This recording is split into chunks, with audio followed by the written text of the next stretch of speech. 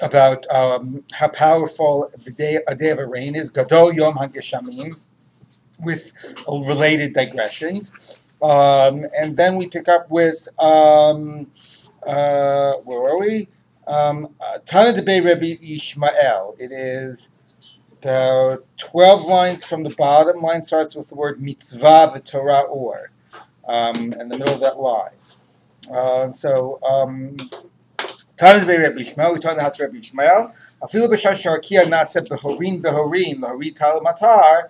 So this is based on the pasuk we quoted yesterday, which was Vatal lo ra'u or bahir hu b'shechakim v'ruach avrava titaharein.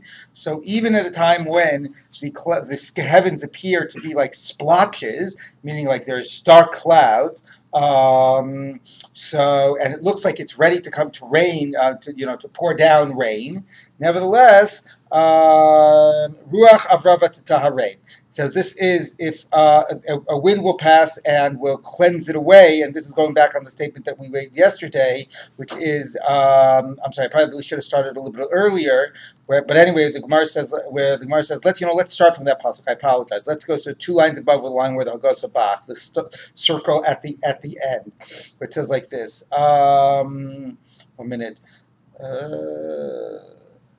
I'm sorry, I'm just trying to reorient myself here.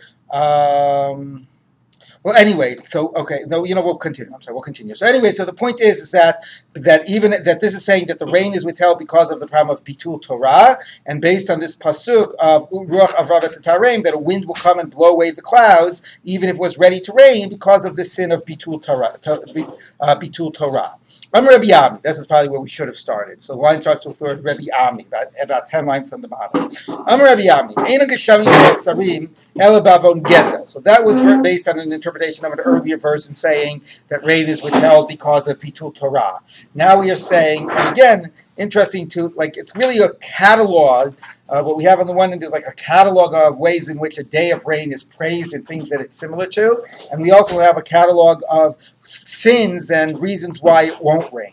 And it's interesting to explore whether these are just attempts to try to explain, why it's not raining. So you look for some type of a causal explanation, even within a context of, sin and punishment, or if there's some type of a, logical, religious, symbolic correspondence. So the idea of bitul Torah, I think I mentioned at the end of yesterday, the degree that rain is not just the issue of providing sustenance, but that rain is sort of seen as a manifestation of God's closeness to the people, connection to the people, and so on. So Torah is seen as like the parallel, the way the people, Torah and Tefillah, we'll obviously get to Tefillah again, and we've seen it before, is the way in which the people express their relationship to God. So that sort of correspondence, bitul Torah and no rain, makes a lot of sense. Here the Gemara is now introducing another idea. Because of stealing. Shenemar al kapayim kisa or so because on the palms the light is hidden. Bavon kapayim, because of the sin of the hands, stealing something, taking something that isn't yours. Kisa or the ein kapayim el chamas. Chamas kapayim means like theft, coveting. Shenemar umina chamas asher b'kapehem. Vein or and light el matar is rain, which is interesting. Shenemar yafitz anan oro. The cloud will shine forth its light. So here it's as a result of gezel. Mai takante, what is the way to fix it? Yarbebet tefillah, shenemar vayitzav aleha b'mafgia, and command on him with mafgia. The ein pgia, encountering, is ela tefillah, prayer. Shenemar v'ata al titpaleh ba'adam hazeh, v'alti sabadam mina v'tefillah, v'alti f'i, and do not encounter me. So again, the idea that it's connected to gezel makes a certain amount of sense. We mentioned yesterday the idea that it was connected to not giving of trumot ma'asrot, which is, the rain provides for the crops, and then your acknowledgement of what God has helped in terms of the crops is your giving of the trumot ma'asrot. So if you withhold that, God's going to withhold the rain. So that made sense. Gezel in another way as well, I think, I would like to interpret it similarly, that the idea is that God provides. If you're not, and if you take something from somebody else, you're sort of not acknowledging sort of the idea of God giving you and God giving others, and God is providing, and it's all about you taking the things that don't belong to you, then God will withhold the rain, which is what God is giving to you. That gets withheld. Well, you also have Yes. pillars, right? The first mention was Torah, then you have tefillah, which is avoda. Now this would be Gemulas Chasadim, which are uprooting. Maybe. I don't know if I would call Gezel the opposite. opposite of Milos. Yeah. Maybe. But in the interesting issue, though, I would also say, though, is that the response is tefillah, right? You could have said, well, if the response to Gezel should be returning the money, the response to Gezel should be teshuvah. Now, of course, to some degree, they're interpreting the verse here. But again, I think that the idea, the major theme of this Masechet is that rain is God's, favor, God's presence, whatever, and the absence of rain is responded. The response is fast, yes, but in addition to fast, prayer. And in a way, fast and prayer more than teshuvah is the emphasis of this Masechet. And these are, we'll get to fast when we get to it, but prayer certainly is our reaching out to reestablish that connection, and so it's all about that relationship. So it is interesting that even though the sin is a sin of theft, and there's a lot of ways in which you correct Gezel, the response to the holding back of the rain directly is the issue of tefillah. Yes. Well, also, right, with the difference elsewhere, right, that between Gzela and Geneva, Yeah. is that Gzela, you don't fear either people or God. Right. And so here you're reestablishing. That's a nice point. Okay, so now the Gemara says like this. Okay. Avam Rabbi Yami, what's meant by the verse? Im keha habarzel v'hu lo panim kilkel. So if the iron has been dulled and not the face has corrupted, whatever that means. So let's see what the Gemara does with this. If you see the heavens are like as dulled as iron, and it's not going to rain, probably also relating to the verse right that says when in the klala that I will make the skies like iron. And that rain is not going to be coming from them. They're as hard as iron. Why is that? It's because of the sin of the nation, which is corrupt. So it's not exactly clear how I read this verse. Some want to say that it's interpreting the low Lamed Aleph as a low Lamed Vav. The face of them, or the way they present themselves, they have corrupted. The whole nation has sinned. So here actually is a statement not connected to any particular sin, but that the absence of rain, it's sort of like the psukim we say in the Shema. If you do the mitzvahs, you get the rain. If you don't do the mitzvahs, you don't get the rain. So the absence of rain means that the whole generation is sinning. Mata kanatam. And now again, interestingly, what is the way you fix this? Yitkabru barachamim. So with compassion, with me, prayer. So again, it's not about that the response is teshuva. The response is prayer. Shenemar v'chayalim yigaber. I didn't check the diktuk. Anyway, yigvar. I think the yitron hachsher chachma. So what does that mean? Chayalim is like the strength, power. What? Yigaber. Okay, I was right the first time. So the power that they should strengthen, their sort of their outcry. And Hechshir Chachama, and what does it mean at the end of it? Yisron Hechshir Chachama, Kol Shkenim Hechshiru Ma'asehem Meikara. Yitron, it would have been better, Hechshir Chachama, they would have been smart at the beginning, and they would have corrected their deeds, and they wouldn't have sinned to begin with. But now that they did sin, and they're not getting the rain, they should call out to God. Again, interesting, not to tshuva, call out to God. Okay, so let's take a look. Now we're going to shift the discussion as we did a little bit before, moving sometimes between discussions of rain to Talmud Torah. Okay, if you here see a student that his learning, he's like we say, hitting his head against a wall. It's like as hard as iron. He's not getting anywhere with his learning.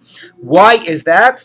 It's bishvio mishnato sheina sidura alav, because he does not have his information well organized, right? Because obviously in an oral culture anyway, you had to first memorize all the information, have it all in your head, and then you could analyze it. So if a person is having a hard time sort of thinking through issues, doesn't have a clarity of thought, isn't analyzing well, it's because he doesn't have the information well organized in his head.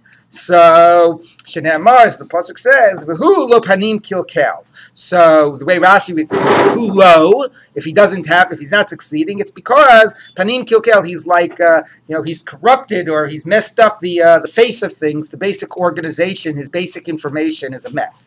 So, my takante, how do you fix this? Your baby yeshiva. Spend time. Rashi says this doesn't just mean sitting; it means literally in a yeshiva. Spend time sitting with other people and help work with them, and they'll work with you, so that you can get your information down properly.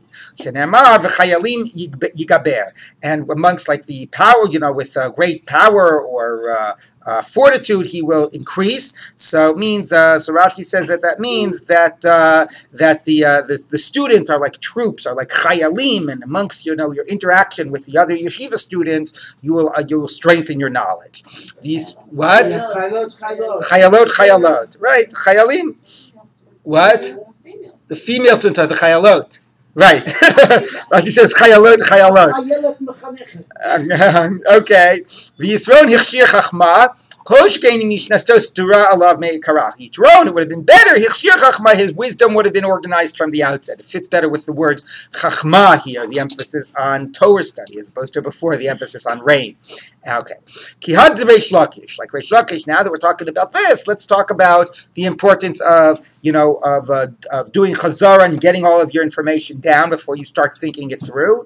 Kihad Reish Lakish having misadir masnise arbain zimnin. Reish Lakish would organize his material, not only necessarily do chazara, but organize it in his head 40 times. Keneged mem yom shenitna Torah, opposite the 40 days the Torah is given. So you have to own the Torah that you receive. There's an idea here again. There's two stages, right? There's the receiving of the Masorah, the receiving of what's being passed down, the oral tradition, which is like also the facts. Again, in an oral culture, you don't have books, so all the previous teachings and Mishnayot. So there's this process of receiving the Torah. And so you would spend 40 days in terms of owning that material and really having it well organized. And then he would apply his own intellect and analysis and go in front of Rabbi Yochanan to learn and to think about it. So first own the material before you start analyzing it.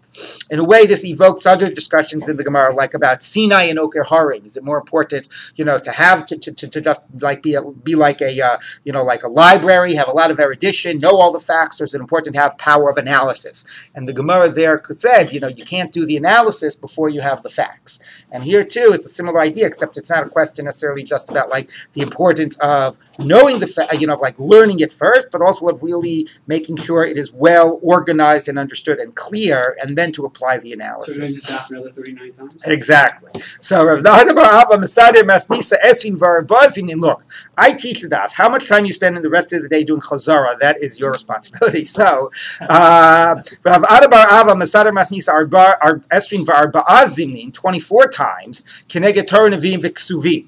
Tanakh, there's 24 books of Tanakh. The Ayah Lakami de Rabbi, and then went in front of Rabbi. And again, the correspondence here in both of these places about the Torah that you get from God, whether it's the 40 days of Mount Torah, the 24 books of Tanakh, and then your own sort of thinking and analyzing, almost the Torah B'chsav, Torah B'al Peh relationship, although here it applies to Torah B'al Peh as well, but the Torah B'al Peh that is received. The facts and the information that is received, like the 40 days of Torah, the 24 books of Tanakh, and then your analysis and your input. But you have to give the first part enough time. We're all eager to make our chidushim, but first you have to know the facts.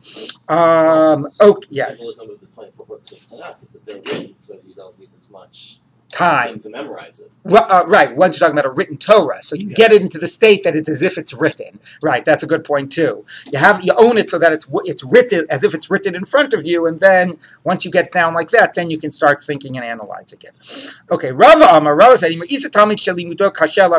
going back to this pasuk again about the iron. If you see a student that's having a hard time with his studies, it's as hard as iron for him. He can't get into it. He can't grab it. So bishvil Rabbi. It is not his problem. He didn't do enough chazara. It's his master's problem. She'ino maspir lo panim, that he's not showing a face, like a friendly face. Now you might think the word maspir here means like he's not explaining it to him, but it's like sever panim yafot, it's right? Both though. It's a lashon nofel al lashon. That could both be layers. Yeah, that could powerful. be. He's not explaining it well, and he's not he's not a welcoming presence. It could be. You're right. To lahasbir lo, he's not explaining to him that it's right. That's a nice point. Maybe it is both. Shenemar, vuhu lo panim kigel. And again, here maybe the lo is written with is understood as like a vav. He is showing him like a unfavorable face, As opposed to kilkil with a chaf, in which he's not nourishing. That's interesting too.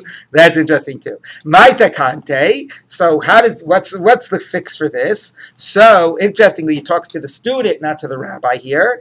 Your bel of Reim. Try to, make nice with your rabbi. Have friends come and try to, have his friends talk to him. Oh, you should be nice to this guy. He's a good student. He's a good guy. Learn from the other students? No. I love Re'im. Meaning, so you try to get friends to sort of persuade him to have a more positive relationship. So Shene'emar v'chayalim yigaber. Is that how yigaber? And like troops, or you shall increase or strengthen. So have people amass around him and try to influence him or overcome. Right? Overcome. V'yitron hichshir chachma. It doesn't get this guy off the hook. Like obviously the master isn't being just mean for nothing. So maybe this guy has done something wrong. So if it would have been better if you wouldn't have demonstrated whatever character traits or whatever things made the master not like you so much. Made the Rebbe not like you so much. But now that that's the reality, sometimes once you set somebody off, it has a longer impact, disproportionate to whatever the original quote unquote crime was. It would have been better if whatever that initial problem was, it hadn't happened in the first place that led to this situation. But now that we're in this situation, you got, you at least the Talmud, if you want to make it better, don't just complain, figure out how you're going to try to cultivate a more positive relationship. Okay, so now, so that's the end of that. Again, it's quite fascinating, the regular movement between the rain discussion and the Torah discussion. Like back and forth. We've done it many, many times. And again, sort of the power of Torah as, again, what is sort of a central concern in the time, as opposed to sort of the central concern and the central importance of rain. Also that whole idea of the nurturing nature of the Torah. Yes. To me, what you're really framing is rain, conceptualizing rain as God's presence. So the rain comes from God down to the earth. Right. So what comes from human beings in response is language in two forms, prayer and Torah. Or Torah. Right, so that we said, I know you might have not been in for that first minute, so that we definitely said, which is why the Gemara yesterday ended with, rain doesn't come because of the Bitul Torah. In a way, we get from God, God's, Shefa, exactly, and what we sort of do to create that relationship on our end is prayer and Torah. So that's that way. But the other thing that's happening here is not that the Torah is our response or our side of that relationship, but that the same psukim that are brought to talk about the blessing of rain and the things that how powerful rain is or why rain isn't coming. There's a regular shift in the Gemara that's happened more than once where it looks back at those same psukim, interprets them in terms of Torah. So there's also, I think, the other side of that thing with the Torah that is coming from God, which is also the spiritual sustenance that we receive from God, and that type of a parallel. Yes. So two things. One, I find interesting the student who is talking to Rabbi here is Bar Ahava.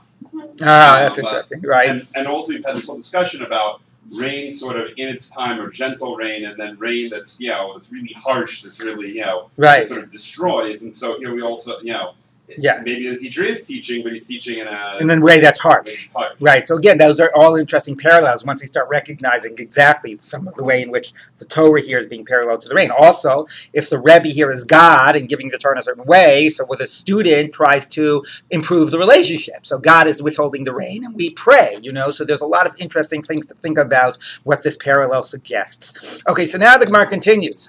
The Amar Rabbi Yomi.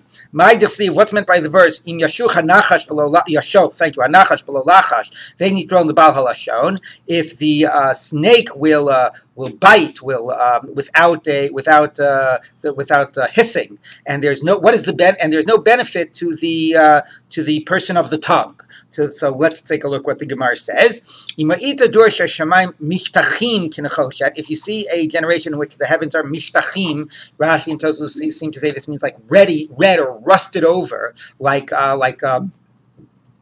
bronze, milahori talu matar, and there's no rain coming out of it. So that's the yashuch. So yashoch, excuse me.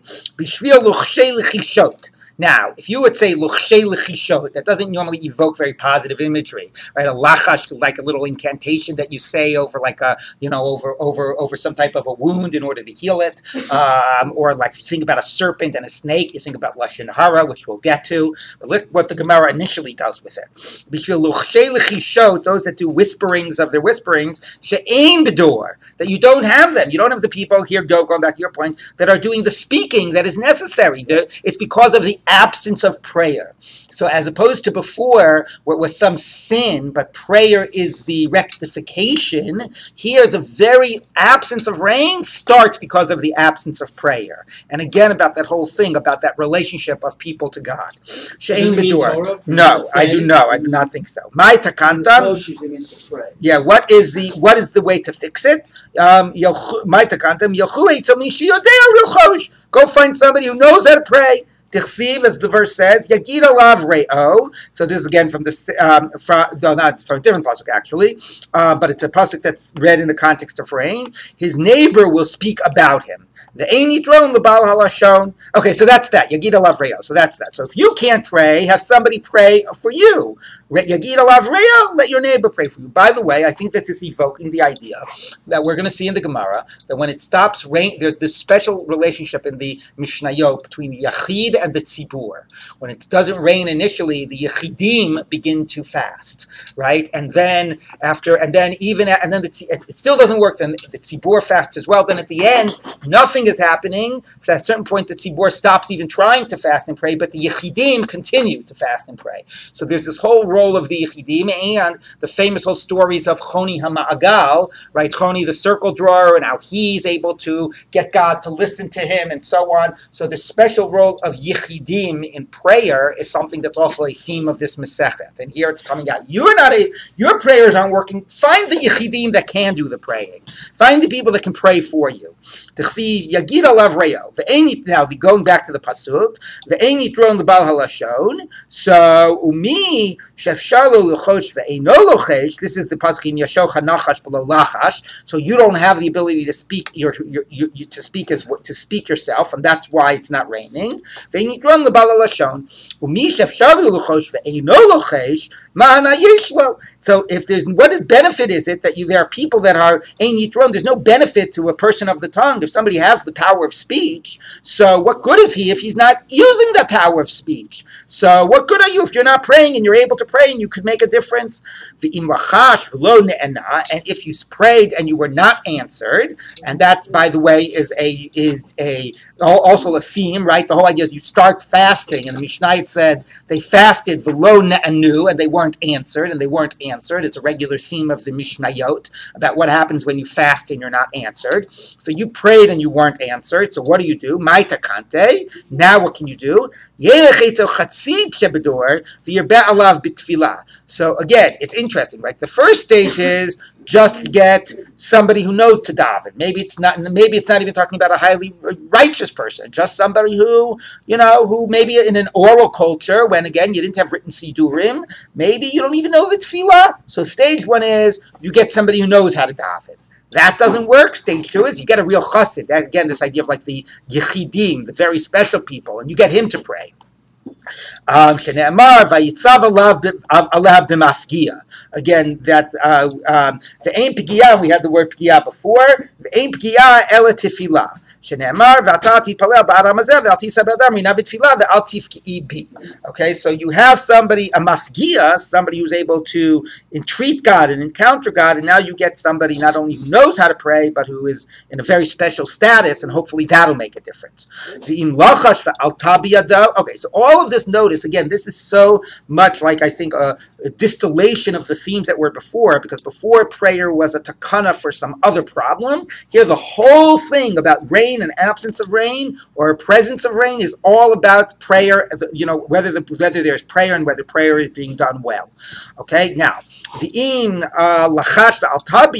let's say you did the prayer and you were successful, the opposite of lonen, you were successful, it rained, right? But now as a result, you're acting very haughty. Oh, look at this, look how effective my prayer was. And one again also wonders whether this is, alluding to the story of Choni HaMa'agal, because you all know the Choni HaMa'agal, right? He sort of was ordering God around of exactly how he wants it to rain. So let's say God is responding, and now you're feeling very, very haughty about the efficacy of your prayers. Maybe af le'olam, that brings anger to the world. Shene'emar makne af al olah, one that acquires anger because of olah going up. So if you are magista ato alav, you're very haughty, and your sense of yourself rises up, then the response will be anger. So you have to be, on the one hand, the power, your speech is so powerful in affecting the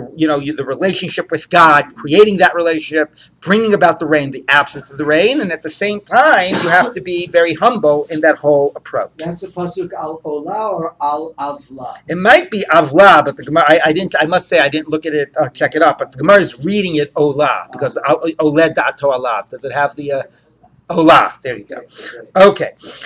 Rava Amar, Shnei, I got to tell you, Agaritas that are quote Eov all over are like, they're like the Hebrew is harder than the Aramaic. All right, anyway, Rava Amar, Rava says, Shnei Talmidei Chachamim sheyoshim be'ir achat. Again, notice, like it's almost like without even any transition. We're talking about rain, we're talking about Torah. So, Shnei Talmidei Chachamim sheyoshim be'ir achas ve'inochin zeh lezeh b'halacha. If you have two Torah scholars that are in a city and they're not pleasant one to the other in the halacha, meaning yeah, exactly, right. So, and now again, why did it say halacha, not Torah? Not exactly clear. Before, also we got about maybe echoing the discussion before about when it talked about sharpening one another and and working b'chavruta and doing it b'halacha, which maybe is the more very nuanced and technical aspects, and maybe people also feels a lot of sense of like weight because of the practical application. Anyway, it's interesting the word here halacha as opposed to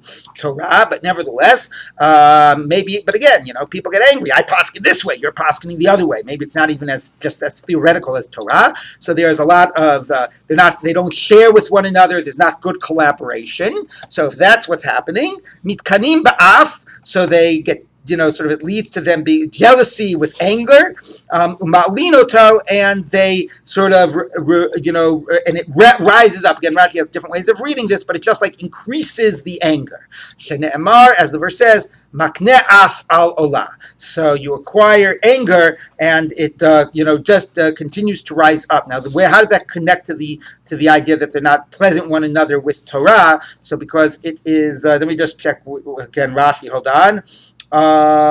Because it's the end of the pasuk of Yagid Alav Re'o. Right? It's Yagid Alav Re'o, Matne'af Alalas. Rashi says you should be Yagid Alav Re'o. You should be, talking to your neighbor and discussing things and collaborating. And if not, then it'll just lead to an increase in jealousy and anger. Okay. Okay. So going on. But again, just to note the immediate shift from the rain discussion to the Torah discussion. Where were we? Amarei Shlakish. My dechsiv im yashocha nachash below lachash vein yitron lebal halashon. So back to this thing which before we talked about rain and prayer. What's the meaning of this verse about the serpent that bites without hissing? So atid lavo in the future, mitkapsinu ba'od kol chayot etzel hanachash. Famous Gemara. All of the animals will come around, will surround the serpent, the snake, but omimlo, and say to them, look, we understand other animals. Ari the race v'ochel. The lion sort of tramples, kills its prey and then eats it. Ze'ev toref ochel. The wolf kills its prey and goes and eats it. Ata, so we understand they do violence to other animals, but it's for their own sustenance. They eat the food that they kill. You, why do you go ahead and you kill a person? I mean, the funny thing is that normally a snake has poison and kills in order to eat, but every now and then a snake will kill, I don't know, a cow or a person, and it won't exactly eat the thing that it killed. So what benefit is there for you that you go ahead and you kill and you don't eat from it? Amar lahem, so the snake will say back to them, look, you can ask the same question about somebody who tells Lashon Hara. They go ahead and with their words, they can, destroy people's reputation, literally like kill people. And what benefit do they get? They don't get richer from it. They don't get any benefit from it. But nevertheless, so the point seeming to be a little rhetorical, which is there is a type of hana people get from using their speech to hurt other people. Not necessarily a legitimate hana, but so it's not physical, but there is that type of hana. So me too, I get hana from killing people when I bite them. Okay, so I'm Rabbi Yomi. So that was a very powerful read of that verse. But now we get back to our discussion of rain. Now that we're talking about prayer and prayer as being central to the whole rain story, we're going to talk about how your prayer is heard. So a prayer is only heard only if you actually put your soul in your hands. Shene'emar, meaning you put, you expose yourself, your true self, and you bring it to God. Shene'emar, as the verse says, right? Let us lift up our hearts on our hands. So if you really come with your heart in hand, right? We have that phrase nowadays, right? Heart in hand, right? So anyway, then your prayer will be answered. So the Gemara says, "Aini, is that really true?" Shmuel put an amora, which is like somebody who would announce his teaching, proclaim it, and he expounded in the following way. Vayiftu bipihem, they appeased him, seduced him, talking about God with their mouth. But with their tongues they lied to him, meaning they said things that weren't true. They the libam lo nachonimo, and the hearts were not true, with God, were not faithful, meaning so they said their prayers, they said the right words, but it was insincere. V'lo nemnu b'vrito, and they were not faithful to the covenant. So it seems like completely, objectionable. And nevertheless, what does the next verse say? God will forgive sin. So even when the prayer is insincere, so that's a very powerful idea. When would you ever imagine that you would find in the Gemara, and Amo would say that even if your prayer is insincere, God will listen to it. Okay, but the Gemara says, so lokash, it's not difficult. Kan biyochid, kan b'tzibur. It depends whether it's a person, an individual, or the community. The individual, it has to be sincere. You have to bring your heart in hand. The community, you just do the prayers, and God will be responsive. Now that's a very fascinating idea. But what I would say is that to the degree that we're talking here about the whole idea of this issue of the relationship, right? So sometimes it's like just having the communication, even if it's not coming from the depths of your heart, and even if it's not totally sincere, but the idea of just reaching out and being in communication is a powerful thing of sustaining the relationship, right? Better to be communicating than to talking than not to be talking. But again, the power of the difference between that at the communal level, as opposed to at the individual level. This is something that maybe, there's some power to when it's done at the entire community is still reaching out to God, even if it's not so much about, there's not so much sincerity behind it, there still is a power to that. So it ties into other Gemaras, about Ein Tefillah Shel Tzibur Choseres Reikam, those types of other statements about the power of davening b'tzibur. But I think there's a difference here, because I think those types of statements tend to reflect more it's powerful when you're with a tzibur. But this isn't just powerful. This is like a completely different phenomenon. This is like a completely insincere prayer. So one could say that's not even tefillah. If your words don't mean what you're feeling, right? The basic issue of tefillah, avoda shebelev. So it's one thing to say it's more powerful in the context of the community. It's another thing to say when it's actually just the recitation of words that are said insincerely. So I do think there's a real power here, and I do think, as I said, it has something to do with not just expressing your feelings and your emotions and your thoughts, but that the very act of speech is itself a sustaining of the relationship. Yes. It seems like Rashi has a simpler way of understanding it. It's almost as those batal b'shishim, right? In other words, you have the host tzibur, and the tzibur can absorb some of the individual insincerities that might be within its midst, because fundamentally the tzibur will be sincere. Because Rashi says she'ein leiv kulam shalem. Exactly. But then Rashi says, I don't know. You read all of them aren't, but some of them are, or all of them are insincere.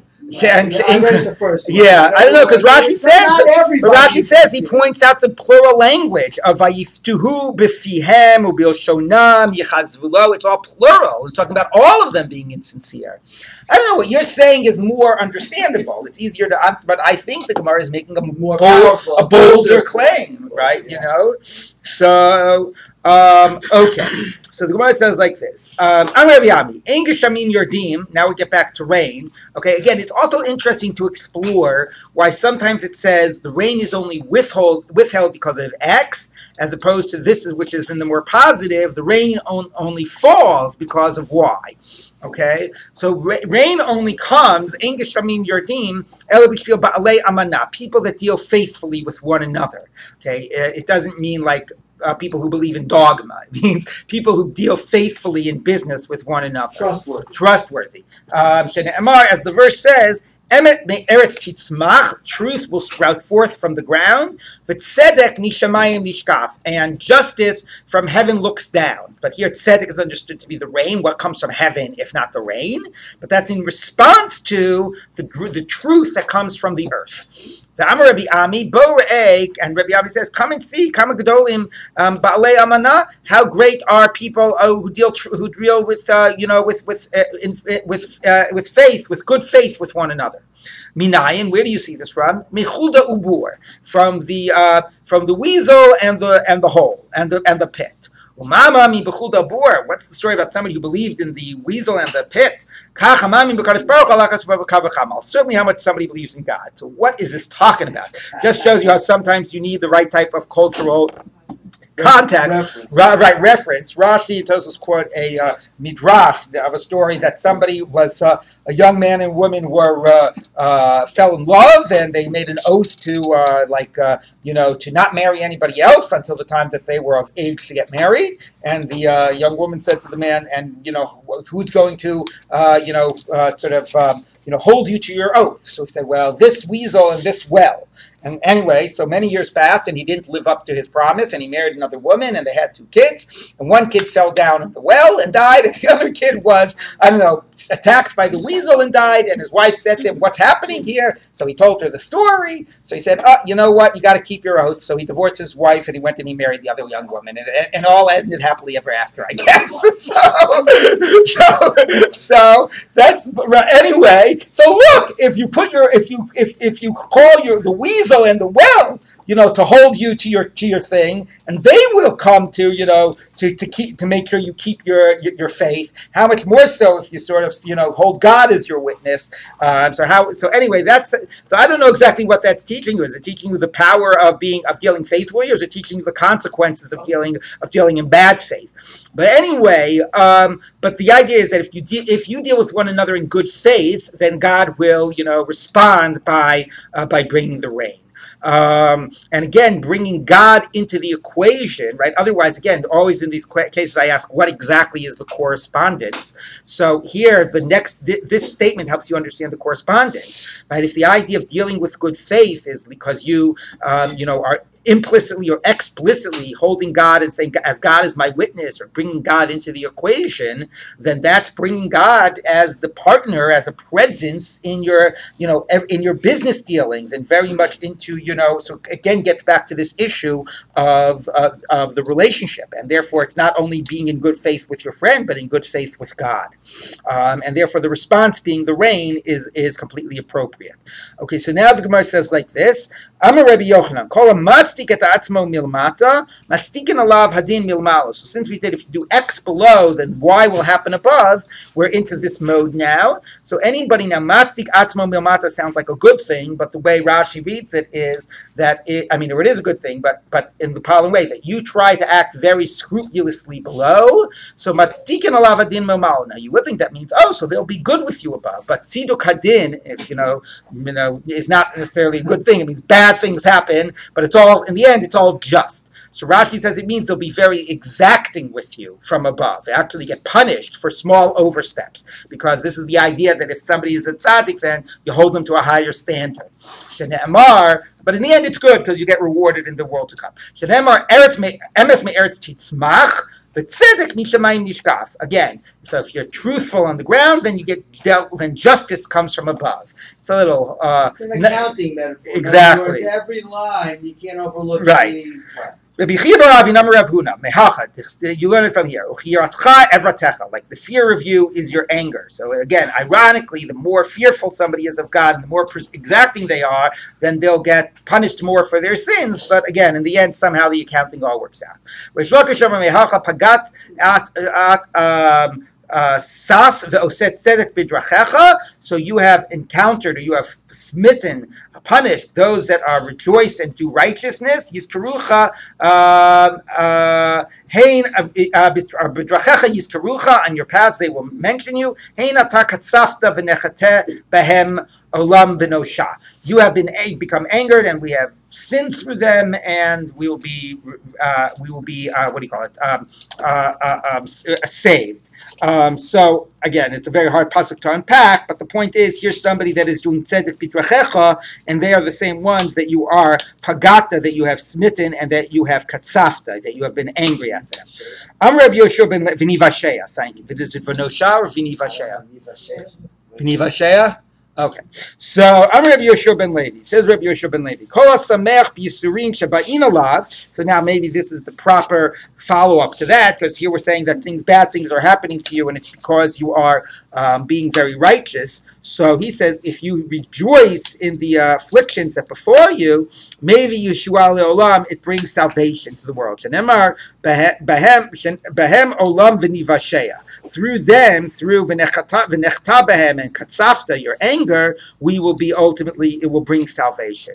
Now, by the way, the other thing that this functions, you could say, well, this is functioning to tell me don't try to be such a tzaddik and don't try to be so righteous, because then you'll get in trouble. But the other thing that this helps for is dealing with the reverse problem, which is the tzaddik viralo. You look around you and you see these righteous people, and they're suffering. What's that about? Oh, let me tell you. The explanation is that God is super exacting. In the end, it'll all work out in some divine accounting.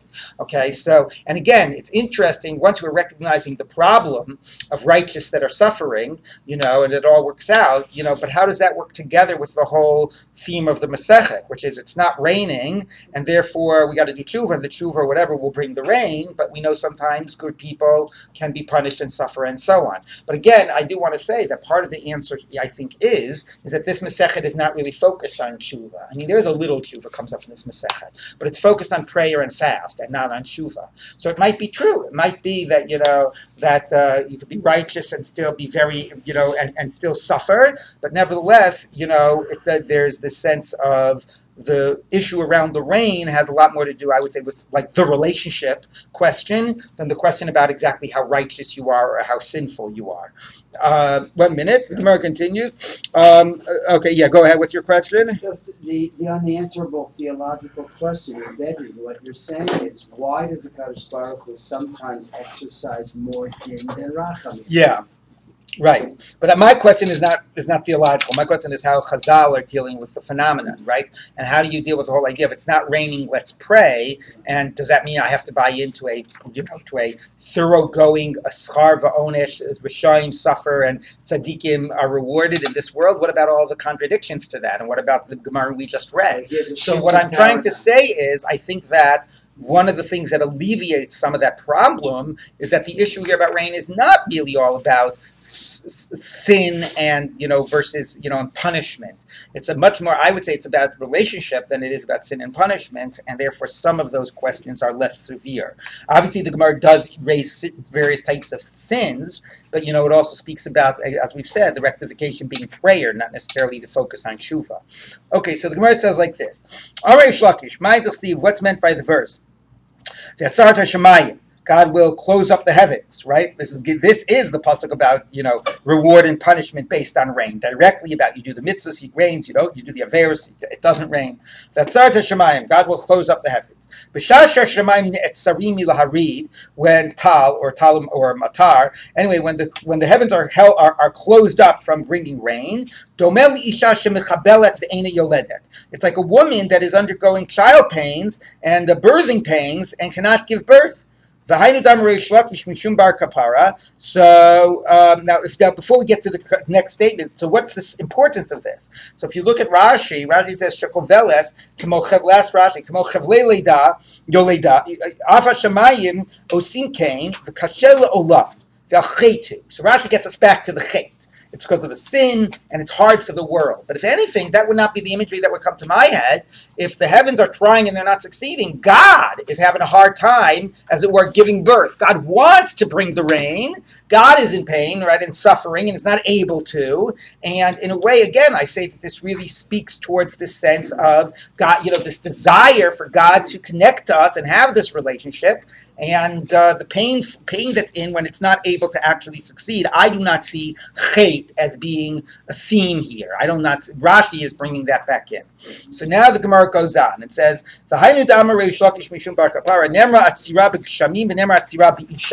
it says to be held up by rain and be closed up by the woman. God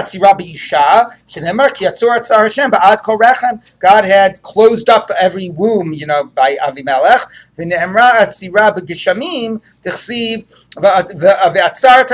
The heavens will be closed up. So now we're getting, before we discussed rain as this very sort of, male sexual imagery penetrating the earth. Here we talk about the rain in sort of the feminine, right, of giving birth. So it says birth by a woman, says birth by the rain. Interesting, could have quoted a lot of pasukim by Leida by Isha. Now, it is a little bit of a trick here because it's not really the feminine imagery, right? Because Vaholida is he feel, right? And this is the rain penetrates the earth. And the earth is Vaholida. So the earth is the mother earth. The earth is the feminine. The rain isn't. So it's a little sort of aligning some of these differences. Okay. Pikida b'ish, nemer pikida b'isha v'nemer pikida b'gshamim, nemer pikida b'isha d'chsiv, v'Hashem pakadet tzara, God remembered tzara, v'nemer pikida b'shamim d'chsiv, pakadet ha'aretz v'tashokeka, rabat te'ashrena, peleg Elohim alei mayim. You have remembered the earth, and it has become, you have what is it? You have watered it. You have much enriched it. The Peleg Elohim is filled with water. So the stream of God filled with water. So by the way, before we go on and unpack that verse, again, notice who is being remembered here. Not the clouds, not the heavens, but who's being remembered? Well, God, you remembered what? Haaretz, the earth. So if you talk about the feminine imagery, in 2 out of the 3 verses, it's not the rain, it's the earth. The earth is the mother earth that gets the rain and then brings forth and is remembered and brings forth the child. So again, it's interesting the way the Gemara is. People get that, the way the Gemara is sort of lumping that together, although really in the Psukim, it is much more the main being the masculine and the earth being the feminine, but the Gemara is sort of bringing that all together. Okay, so my Peleg Elohim alei mayim, Tana, Kimin Kuba Yesh Berkia, there's like a a hut or like some type of a chamber in the heavens. Shemimena geshamim yotzim. That rain comes from there. All right, whatever that means. But again, Rashi started this by the link to sin. I don't see sin here mentioned at all. And again, I see this idea, this imagery, this very obviously, fecund imagery of birthing and birthing coming from heaven, and even the psukim, God, or the birthing coming from the earth. Again, talk about the nature of the intimate relationship that's being sort of created here, and the way the rain sort of speaks about that relationship of God and heaven to earth is, I think, very powerful. Okay, so where are we? What's meant by the verse? If to the rod or to the land or to kindness he will find him.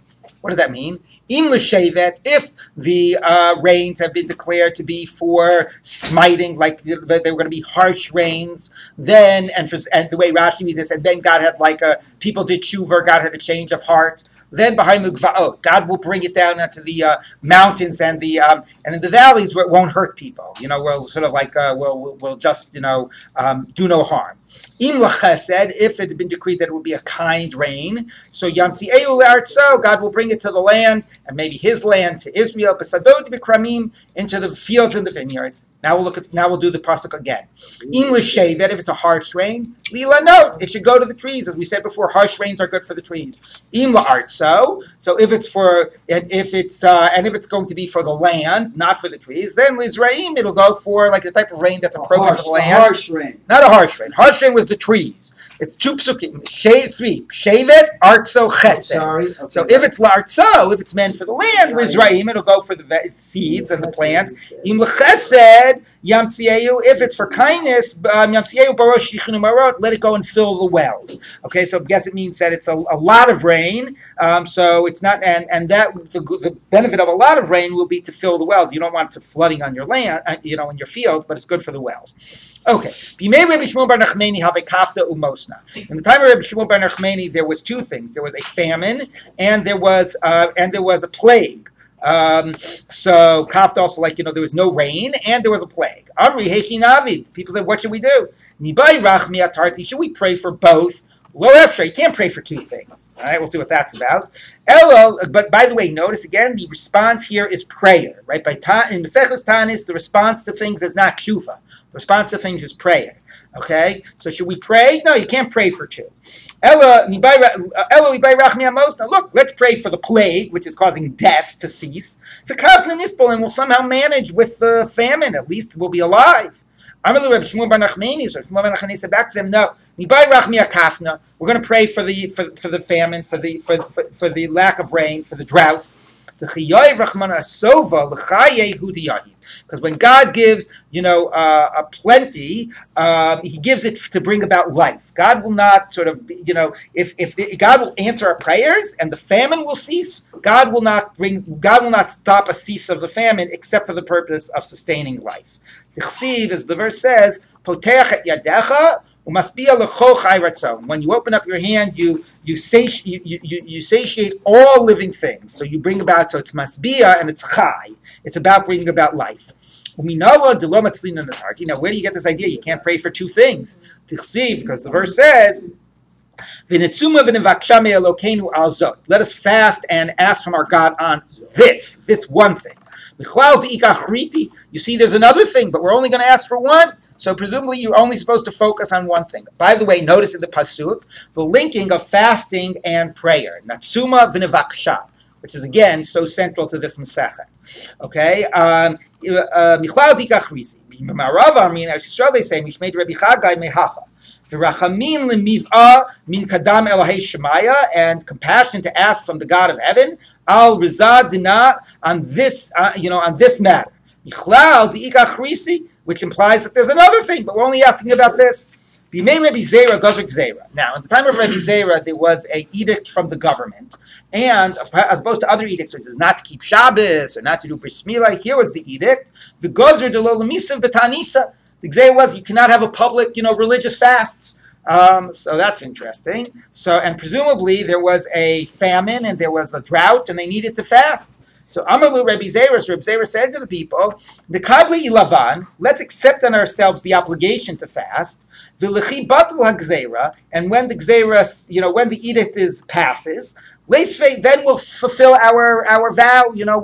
We'll obligate ourselves to fast, and we'll fulfill it when we have the opportunity. What's that verb? Taanit? What do you mean? To sit in a fast. Right. Literally means to sit. To sit in a fast. Right. So we don't know that they're praying, do we? No. So now we have shifted from prayer to fast. The pasuk before was like a hint, v'natsuma v'nevaksha, right? Okay. So until now, it's all been about prayer. Masechet Taanit, all the discussion has been about prayer. Now we're finally sort of dealing with fasting as somewhat of a, of a parallel or of an equivalent, of an equivalent. It's a non-verbal mode of prayer. It's exactly what it seems to be, as opposed to we tend to focus on fasting as a type of a tshuva. Right. Here, it is not about tshuva. It's all about prayer, and fasting, I think that said extremely well, is a type of a non-verbal prayer. So the Gemara says, where do you get this idea that just making accepting an obligation to fast also is efficacious, even if you're not able to fast? So Amaluhu Tichsi, because the pasuk says, Vayomer Eli, God said to me by Daniel, Al tira Daniel, do not be afraid. Kimina yom harishon asher natat libcha lahavinu mitat lefnei Elokecha nishmu devarecha. So good to read Daniel as opposed to Eov. At least these psukim of Daniel. Later psukim of Daniel are not as easy. Anyway, from the very day that you have placed your heart in order to understand and to fast before your God, your words have been heard. So natata libcha, not from the day you have fasted, from the day you intended to fast, your words have been heard. Okay, but again, notice the connection of hit anot and nishmeu devarecha, fast and hearing of the prayers. Okay, but again, Dov, your idea of a non-verbal prayer, making a commitment, is not necessarily a non-verbal prayer, but to some degree, it's also seen, I would say, as an intensifier of the prayer. It's like we're crying out so much. It's like, you want to shake and rend your garments, and you're fasting, like you're throwing your whole soul into this outreaching to God. So it's not, I would say, it's an intensifier of the prayer as well. So to some degree, even the desire to fast and that a sense of self-sacrifice itself has that power of intensifying the prayer. This association between prayer and fasting has to take seriously the word ta'anit. And ta'anit and anah.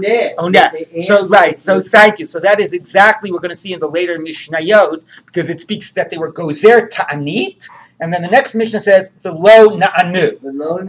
And they were not answered. So ta'anit and anah is absolutely. And think about one of the earliest prayers that we have, which we're going to read in the Mishnah, is the anenu prayer. Right? Kemosha anenu, kemosha anita. So anah and anu and ta'anit are absolutely. All right, let's just read one more thing here. Now we switch gears a little bit. And all of this is how important rain is. And now there's an amazing shifting of gears, which is about when rain is a pain in the neck. So let's take a look.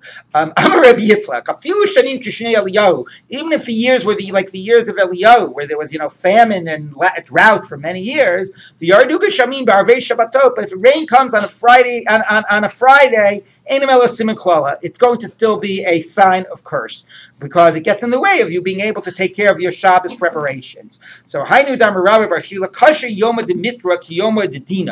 day of rain can sometimes be is as difficult as a day of din. What does this mean? So Rashi says it means Tuesdays and Thursdays, which are Mondays and Thursdays, which is when the Bati Din are and the market days, and they're so busy and tumultuous, and so rain can sometimes make if it's pouring rain out like it is right now, it might be good for the crops, but it makes your life a little bit hard sometimes. Now I do want to say something, and with this we'll end, which is, okay, so on the one hand, this is it's a little it's jarring, like the power, importance of rain. Never. So you're going to have a Friday that you're going to be hard to go to the marketplace, but the crops need the rain, right? It's like a little hard to understand. But I think that the key here is not klola, but siman klola. Because again, the question is, how is God communicating to us through the rain? So the rain itself might be a bracha, might be needed for the crops. But the fact that God is bringing it at this difficult time is a siman klala, right? It's still showing a certain degree of disfavor, right? So I think that that's important. Not like he's saying it's objectively a bad thing. It might objectively be a very good and a necessary thing, but it's still God sending us a message, a bad message. Why is it being brought now when it's making it difficult, rather than at a time when it would be less difficult. And again, so I think rather than just complaining over trivial things, it's important in terms of the theological point of trying to say what message are we being sent and what are we being told, through the rain. Okay, so that last point yes. speaks to the